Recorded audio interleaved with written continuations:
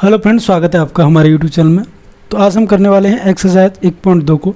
इससे पहले हम एक्सरसाइज 1.1 की कर चुके हैं। आज हम 1.2 को करने वाले हैं जो कि कक्षा 6 की है। इसके अलावा हम कक्षा 6 से 10 तक के सभी मैथ को करेंगे, एनसीईआरटी को। तो अगर आप चैनल पर नए हैं तो चैनल को सब्सक्राइब कर सकते हैं, जिससे कि आपको अगला नोटिफिकेशन मिल सके। तो हम एग्जाम्पल से स्टार्ट करेंगे, बाकी सभी एग्जाम्पल ईजी हैं।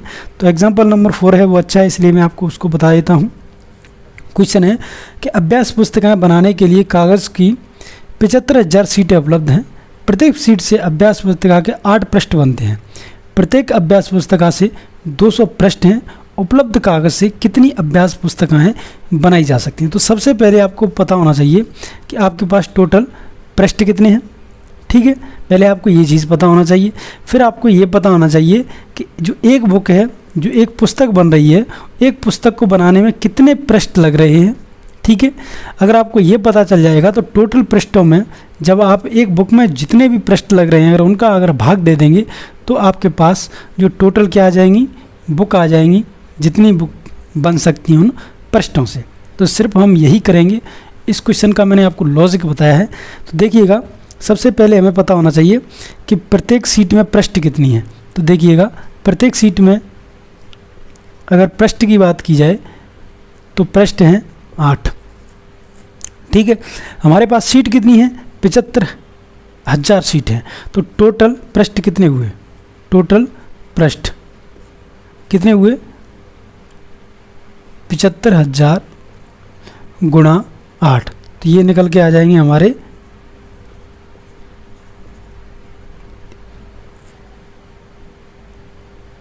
ये हमारे क्या आ गए, टोटल पृष्ठ निकल के आ गए। ठीक है, अब हमको ये चीज़ पता है कि एक जो पुस्तिका है यानी एक जो बुक है उसको बनाने में 200 पृष्ठ लगते हैं, लेकिन टोटल पृष्ठ इतने हैं।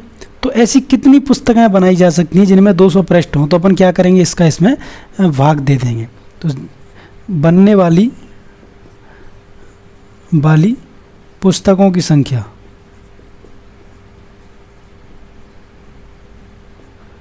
बराबर हो जाएगी, देखिएगा 200 का भाग दे देंगे अपन इसमें। तो देखिएगा पहली बार ये कितनी बार जाएगा, ये 3 बार जाएगा। ठीक है, तो यहाँ पे आ जाएगा 600। यहाँ पे कुछ नहीं बचा, लेकिन ये तीनों जीरो बच गई हैं, तो ये तीनों जीरो यहाँ चली जाएंगी। यानी कितनी पुस्तकें बनाई जा सकती हैं इन सीटों से, तो 3,000 पुस्तकें बनाई जा सकती हैं। तो देखिएगा, सबसे पहले आपको लॉजिक समझना है कि प्रत्येक सीट में पृष्ठ कितने हैं। उसके अलावा उसने 75,000 सीट दे रखी हैं, तो इसका मतलब है कि टोटल हमारे पास पृष्ठ कितने आ जाएंगे, टोटल ये इतने पृष्ठ आ जाएंगे। जब एक बुक में 200 पृष्ठ लग रहे हैं तो इतने पृष्ठों से कितनी बुक बनाई जा सकती हैं। तो अपन क्या करेंगे, 200 का इन सभी पृष्ठों में दे देंगे भाग, जिससे कि निकल के आ जाएंगी हमारी बुकों की संख्या। नेक्स्ट अब चलते हैं अपनी एक्सरसाइज की तरफ। 1.2 का पहला क्वेश्चन है, किसी स्कूल में 4 दिन के लिए एक प्रदर्शनी आयोजित की जाती है। पहले, दूसरे, तीसरे और अंतिम दिन खिड़की पर क्रमशः 1094, 1812, 2050 और 2751 टिकटें बेची गई। इन 4 दिनों में बेची गई कुल टिकटों, देखिएगा चारों दिनों की आपको टिकटों को सिर्फ क्या करना है, जोड़ना है। तो अपन लिख सकते हैं कि चारों दिनों में बेची गई टिकटों की संख्या। तो बस आपको क्या करना है, पहले दिन की प्लस दूसरे दिन की, तीसरे दिन की और जो चौथे दिन की जो टिकट्स हैं उनको क्या कर देना है, प्लस कर देना है। 1094 प्लस 1812 प्लस 2050 प्लस 2751। देखिएगा, मैं इनको जोड़ लेता हूँ तो ये आ जाएंगी, देखिएगा 7707 इतनी टिकट्स हैं जो कि 4 दिन में हमारे द्वारा बेची गई हैं। तो ये अपना क्या हो गया, आंसर। आपको कुछ नहीं करना है, चारों दिन में बेची गई टिकट बतानी है। तो जो पहले दिन बेची, दूसरे दिन बेची, तीसरे दिन और चौथे दिन, उन सभी को क्या कर देना है, प्लस कर देना है। काफ़ी इजी क्वेश्चन था, बेसिक सा क्वेश्चन था। क्वेश्चन नंबर 2 देखिएगा कि शेखर एक प्रसिद्ध क्रिकेटर खिलाड़ी है। वह टेस्ट मैचों में अब तक 6,980 रन बना चुका है, वह 10,000 रन पूरे करना चाहता है, तो उसे कितने रन और बनाने की आवश्यकता है। देखिए वो बनाना कितना चाहता है, बनाना कितना चाहता है, ठीक है, वो बनाना चाहता है 10,000 रन, ठीक है। बना कितने दिए उसने, बना दिए कितने, 6,980 रन। अब वो उसको कितने रनों की और आवश्यकता है, तो क्या करेंगे, इसमें से इसको घटा देंगे, जिससे हमको ये पता चल जाएगा कि उसे कितने रनों की आवश्यकता है। तो देखिएगा कि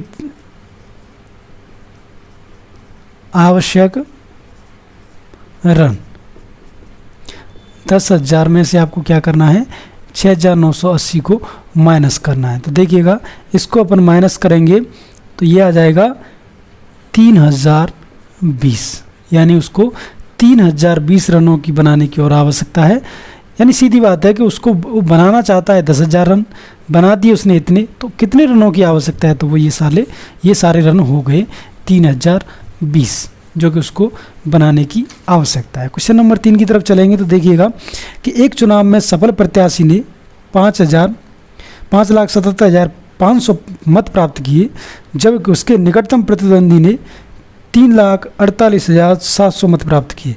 सफल प्रत्याशी ने चुनाव कितने मतों से जीता। तो देखिएगा सफल प्रत्याशी के मत कितने हैं, ये हैं 5,77,500, ठीक है। निकटतम प्रतिद्वंदी यानी जो हारा है, ठीक है, तो जो इसमें लिख सकते हैं कि निकटतम प्रतिद्वंदी के मत कितने हैं, 3,48,700। तो वो कह रहा है कि सफल प्रत्याशी ने चुनाव कितने मतों से जीता। तो याद रखिएगा अगर सफल प्रत्याशी को इतने मत प्राप्त हुए और असफल प्रत्याशी जो उसका प्रतिद्वंदी है, निकटतम प्रतिद्वंदी है, उसको इतने मत प्राप्त हुए हैं, तो इसका मतलब है कि वो कितनों से जीता है। तो इसमें से अगर इसको घटा देंगे तो हमको पता चल जाएगा कि वो कितने रनों से जीता। तो यहाँ पे अपन लिख सकते हैं कि सफल प्रत्याशी द्वारा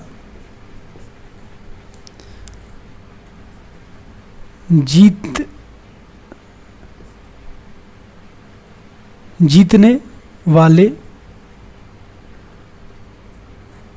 मत, यानी सफल प्रत्याशी द्वारा जितने मतों से जीता है ना, उन मतों की बात हो रही है, यानी जितने मतों से जीता है।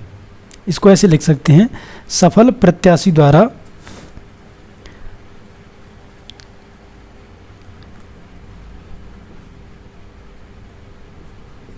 जीतने वाले मतों की संख्या। तो देखिएगा 5,77,500 में से हम घटा देंगे इसको, तो ये आ जाएगा हमारा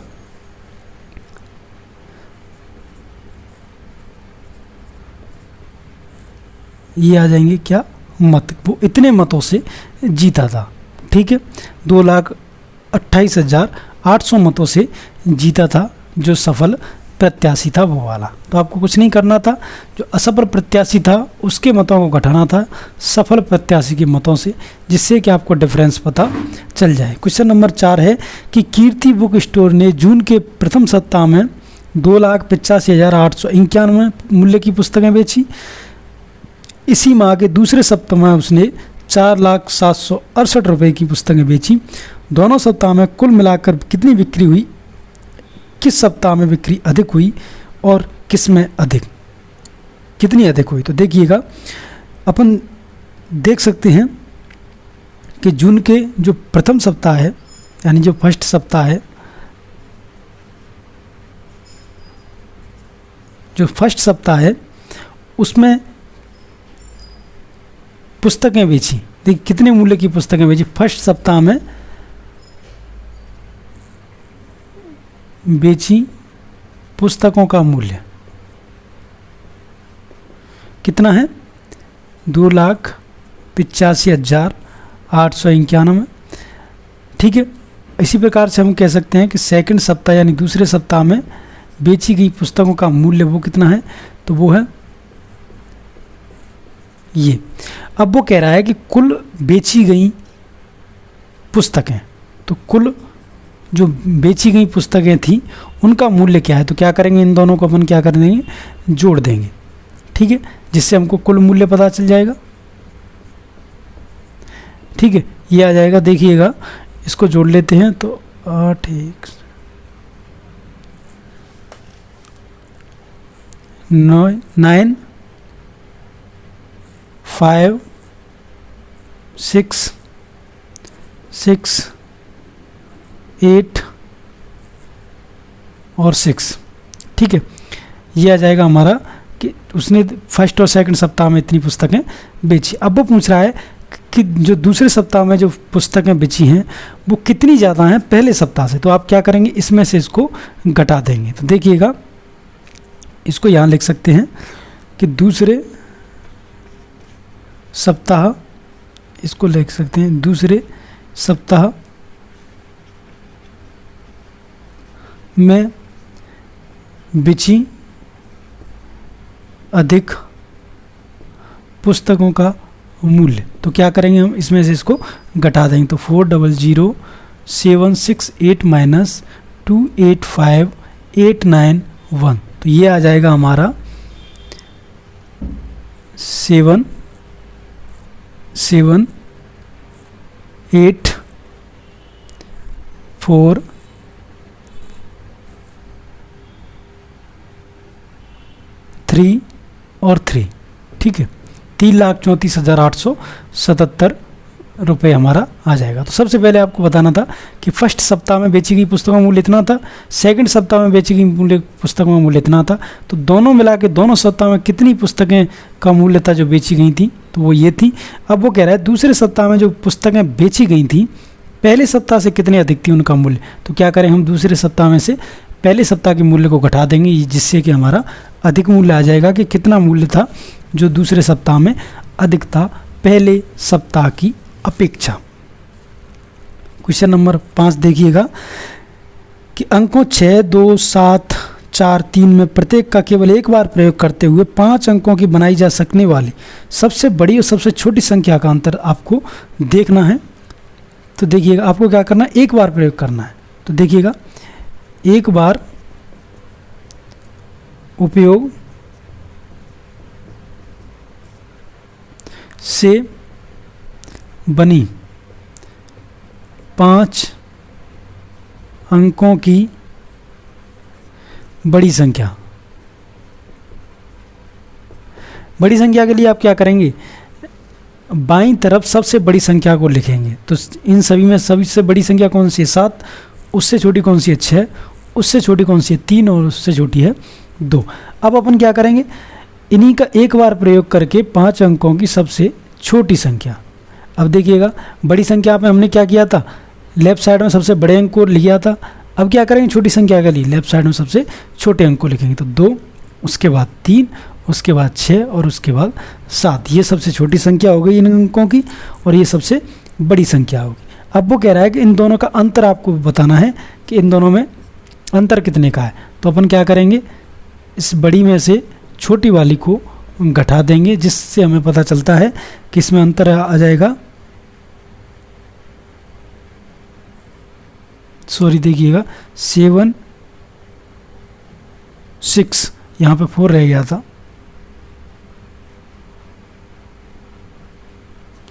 4 3 2, इसी प्रकार से यहाँ पे 4 रह गया था।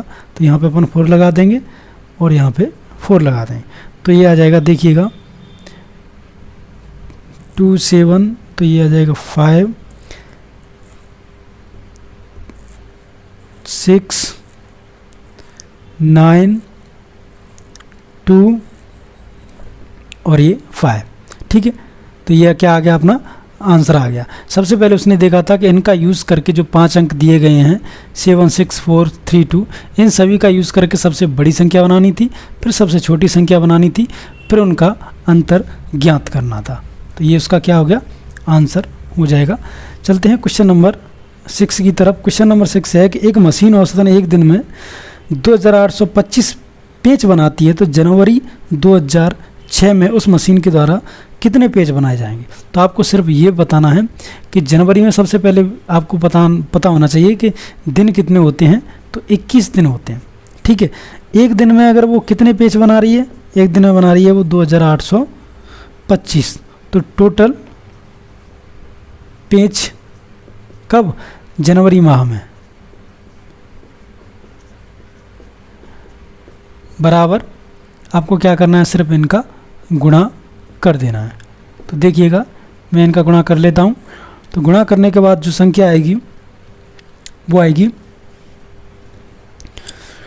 57578, ठीक है। तो पेजों की संख्या है जनवरी माह में। सिंपल है, आपको सिर्फ ये पता होना चाहिए कि जनवरी माह में कितने पेज, कितने दिन होते हैं। और उसके अलावा आपको ये तो पता ही है कि एक दिन में वो इतने पेज बना रही है, तो पूरे माह में कितना पेज बनाएगी। तो क्या कर देंगे, सिर्फ गुणा। आपको गुणा करना था और कुछ भी नहीं था इस क्वेश्चन में ऐसा ज़्यादा करने के लिए। क्वेश्चन नंबर 7 देखिएगा। क्वेश्चन नंबर 7 है कि एक व्यापारी के पास 78,592 रुपये थे। उसने 40 रेडियो खरीदने का ऑर्डर दिया तथा प्रत्येक रेडियो का मूल्य अगर 1200 रुपये था तो इस खरीद के बाद उसके पास कितनी धनराशि है वो शेष रह जाएगी। तो आपको ये पता होना चाहिए सबसे पहले कि एक रेडियो का मूल्य कितना है। तो देखिए व्यापारी के पास सबसे पहले आपको देखना है कि व्यापारी के पास रुपए कितने हैं, ठीक है। तो वो रुपए हैं 78,592 रुपये, ठीक है। ऑर्डर उसने कितने दिया है, 40 रेडियो का ऑर्डर दिया है।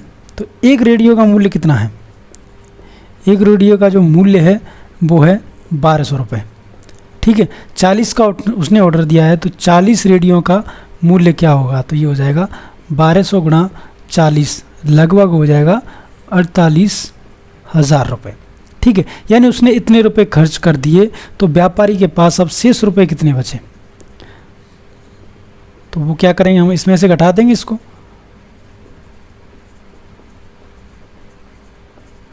जब इसको इसमें से घटा देंगे तो देखिएगा ये बचेगा 2, 9, 5, 0 और 3, ठीक है। ये रुपए हैं जो कि अब व्यापारी के पास शेष बचे। यानी व्यापारी के पास टोटल स्टार्टिंग में इतने रुपए थे, एक रेडियो का मूल्य इतना था, उसने 40 रेडियो का ऑर्डर दिया था। तो इसका मतलब उसको 40 रेडियो का मूल्य इतना है, ये निकल के आ गया है। तो शेष उसके पास कितने रुपए बचेंगे, तो इसमें से इस 40 जो रेडियो है उनका मूल्य घटा देंगे तो ये बचेगा 30,592, ठीक है। सिर्फ कैलकुलेशंस वाले क्वेश्चंस हैं, बाकी अलावा समझने वाली इतनी इसमें कोई बड़ी बात है नहीं, काफ़ी इजी क्वेश्चंस दे रखे हैं। क्वेश्चन 8 है कि एक विद्यार्थी ने 7,236 को 56 के स्थान पर 65 से जो गुणा कर दिया तो उसका उत्तर सही से कितना अधिक है, आपको ये बताना है। तो सबसे पहले आपको ये पता होना चाहिए कि मान लीजिए कि उसने पहले 56 से जब गुणा किया था तो प्राप्त उत्तर क्या था। तो देखिए सबसे पहले लिखेंगे कि माना पहले 56 से गुणा किया तब उत्तर देखिएगा 56 से जब गुणा करेंगे तो देखिएगा ये आ जाएगा, मैं करके देख लेता हूँ। देखिएगा 6120504, ये क्या है, जब आपने 56 से गुणा किया था। अब हम देख लेते हैं कि जब उसको 65 से गुणा करेंगे तब कितना आएगा। तो देखिएगा 7236 इंटू 65, देखिएगा मैं इसको गुणा करके देख लेता हूँ। ये आ जाएगा देखिएगा 04307,4, ठीक है। ये क्या आ गया, निकल के अपना आ गया कि जब उसने 65 से गुणा किया, ये जब निकल के आएगा जब उसने 56 से गुणा किया। अब आपको ये देखना है कि सही उत्तर है वो कितना अधिक है, सही उत्तर है वो कितना अधिक है। तो अपन क्या करेंगे कि जो सही उत्तर वाला है ना उसमें से उस गलत उत्तर को घटा देंगे, यानी इसमें से हम इसको घटा देंगे, यानी 470340 माइनस 4050216। तो ये जो सही उत्तर आ जाएगा निकल के वो आ जाएगा 0, तो देखिएगा 4217 5 और 6, ये क्या आ गया अपना उत्तर आ गया जो कि अधिक है सही उत्तर गलत उत्तर से। तो सबसे पहले आपको ये पता करना था कि जो 56 है जो आपने गलत गुणा कर दिया है उससे कितनी संख्या बनेगी, ठीक है। उसके बाद हमको ये पता किया कि जो 65 है जो हमारी सही संख्या है उससे गुणा करने पर कितनी संख्या बनेगी, और वही वो पूछ रहा है कि जो 65 से जब गुणा किया था तो जो पहले गुणा किया था वो इस बार जो गुणा किया उससे कितनी अधिक है, तो वही हमने इसमें से इसको घटा दिया है, तो हमारा आंसर आ चुका है। तो आपको सिर्फ कैलकुलेशंस करनी थी और ठीक ठाक क्वेश्चन था ये। क्वेश्चन नंबर 9 की तरफ देखते हैं। एक कमीज सीने के लिए 2 मीटर और 15 सेमी कपड़े की आवश्यकता होती है। 40 मीटर कपड़े में से कितनी कमीजें बनाई जा सकती हैं और कितना कपड़ा शेष बच जाएगा। तो सबसे पहले आपको ये पता होना चाहिए कि जो कमीज है उस एक कमीज को सीने हेतु आवश्यक कपड़ा कितना है। तो देखिएगा, एक कमीज सीने हेतु आवश्यक कपड़ा, तो देखिएगा आवश्यक कपड़ा है वो कितना है, 2 मीटर 15 सेंटीमीटर, ठीक है। अब मौजूद कपड़ा कितना है, ठीक है, मौजूद कपड़ा हमारे पास कितना है तो वो भी आपको देखना है। तो मौजूद कपड़ा है वो है 40 मीटर।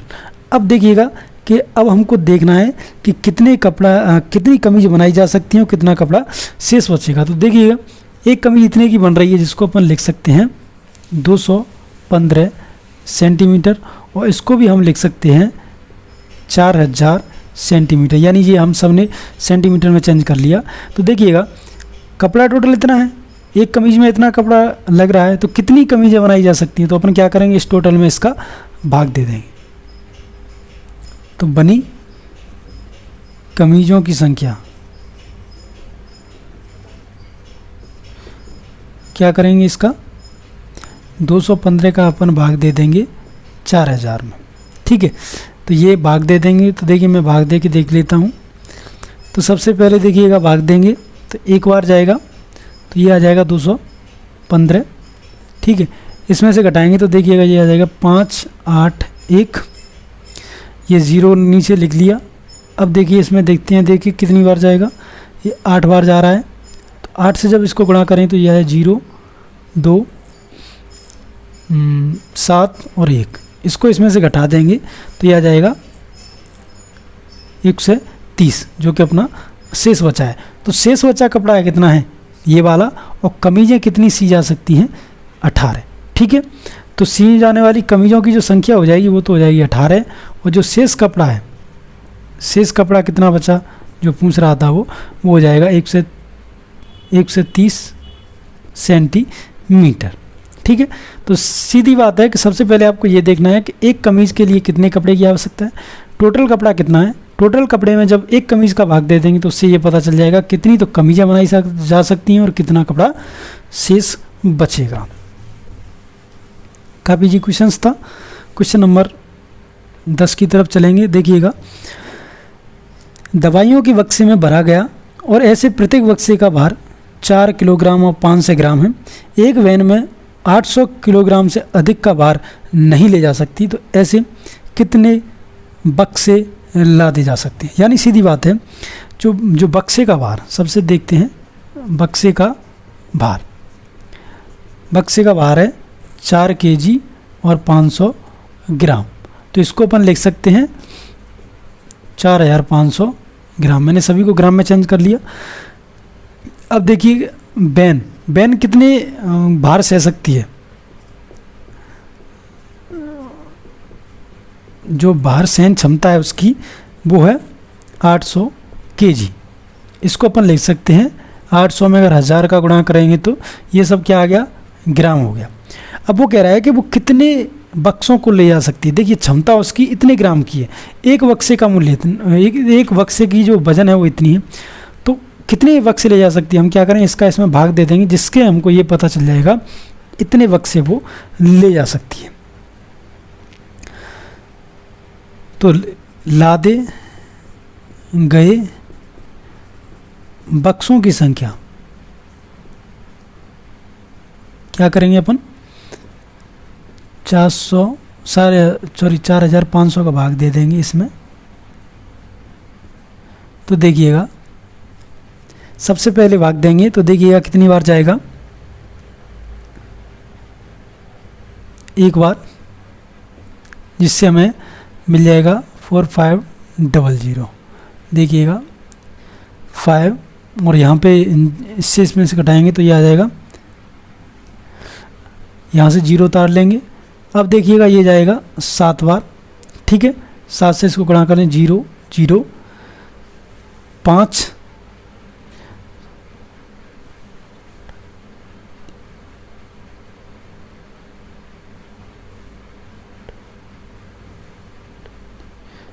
ठीक है। इसमें से इसको घटा लेंगे, 0 0 5, ये 4 है तो ये 3 हो गया, ठीक है। फिर दोबारा से क्या करेंगे अपन, ये कितनी बार जाएगा, 7 बार जाएगा, ठीक है। जब ये 7 बार जाएगा तो ये कितनी बार चला जाएगा,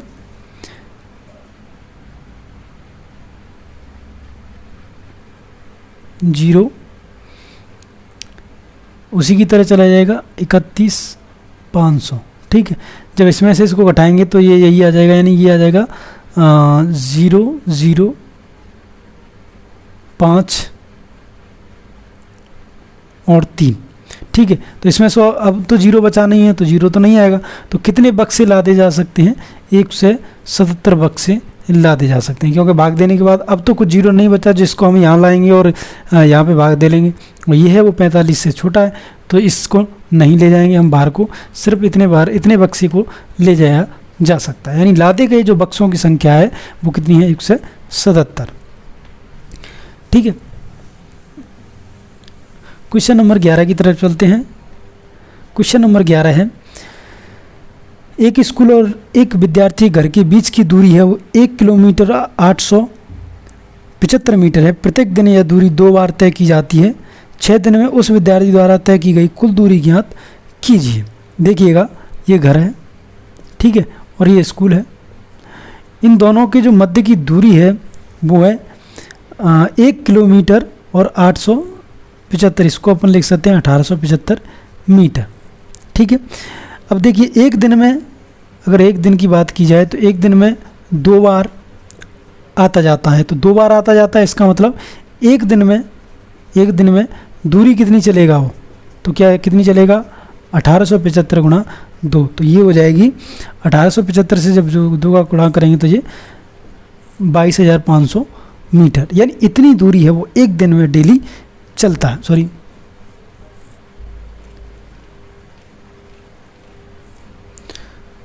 ये क्या है, एक दिन में चली गई दूरी है। जब ये एक दिन में चली गई दूरी है तो वो कह रहा है कि 6 दिन में चली गई दूरी कितनी होगी, तो 6 दिन में चली गई दूरी, तो क्या करेंगे अपन 1875 से गुणा कर देंगे 2 का, जो 2 तो पहले थी 6 का कर देंगे गुणा, तो ये 6 दूनी 12 हो जाएगा। 12 का इससे गुणा करें तो देखिए मैं इसका गुणा कर लेता हूँ, तो ये आ जाएगा, देखिए 0, ये 12 हो जाएगा, तो 12 0 0 5 2 और 2, ठीक है। तो इसको अपन क्या लिख सकते हैं, इसको लिख सकते हैं अपन 22 किलोमीटर और 500 मीटर। ये क्या हो गया अपना आंसर, यानी ये दूरी है जो कि उसको 6 दिन में तय करनी पड़ी, क्योंकि घर से और स्कूल की दूरी है वो है इतनी। वो एक दिन में अगर 2 बार जाता है तो उसका मतलब वो टोटल दूरी एक दिन में कितनी तय कर रहा है, इतनी, तो 6 दिन में कितनी करेगा, 6 का बस गुणा कर दिया, वही हमारा आंसर आ गया, ठीक है। थोड़ा सा लॉजिक लगाना था कि एक दिन में वो 2 बार जा रहा है, बस वो थोड़ा अलग था इसमें, बाकी अलावा क्वेश्चन ठीक था। क्वेश्चन नंबर 12 है, जो कि हमारा लास्ट क्वेश्चन है, कि एक बर्तन में 4 लीटर 500 मिली दही आता है और 25 मिली धारता वाले कितने गिलासों में इसे भरा जा सकता है, ठीक है। तो 25 मिली धारता है, तो बर्तन में दही की मात्रा देखते हैं कि जो बर्तन है, बर्तन में दही की मात्रा कितनी है, मैंने उसको ml में चेंज कर लिया, तो ये 4500 ml हो जाएगा।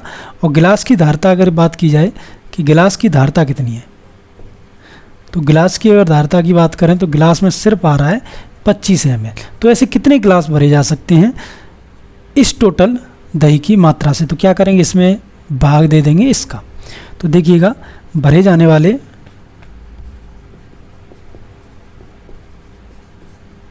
गिलासों की संख्या।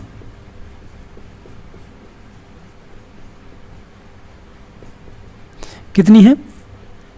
45 में भाग दे देंगे 25 का, तो देखिएगा ये कितनी आती है, मैं निकाल के देख लेता हूँ।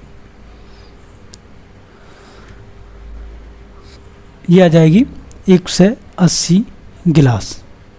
ठीक है, तो कितने गिलास भर सकते हैं? उससे 180 गिलास भरे जा सकते हैं। किससे? 25 ml के बर्तन से जो गिलास हैं वो भरे जाएंगे इस टोटल दही से। ठीक है, सबसे पहले हमने देखा कि बर्तन में दही की मात्रा कितनी है, उसके बाद देखा हमने कि गिलास की धारता कितनी है। तो भरे जा सकने वाले गिलासों की संख्या हो जाएगी जो टोटल जो धारता है, मतलब जो टोटल हमारा जो द्रव्यमान है उसमें भाग दे देंगे गिलास के द्रव्यमान का, जिससे हमारे पता चल जाएगा कि कितने गिलास हैं वो भरे जा सकते हैं। तो 180 गिलास हैं जो कि भरे जा सकते हैं। यहाँ पे जो हमारी एक्सरसाइज 1.2 थी वो समाप्त होती है। अगर वीडियो अच्छा लगा हो तो लाइक कर देना और चैनल को सब्सक्राइब जरूर कर लेना। मिलते हैं एक नेक्स्ट वीडियो के साथ, तब तक के लिए जय हिंद, जय भारत।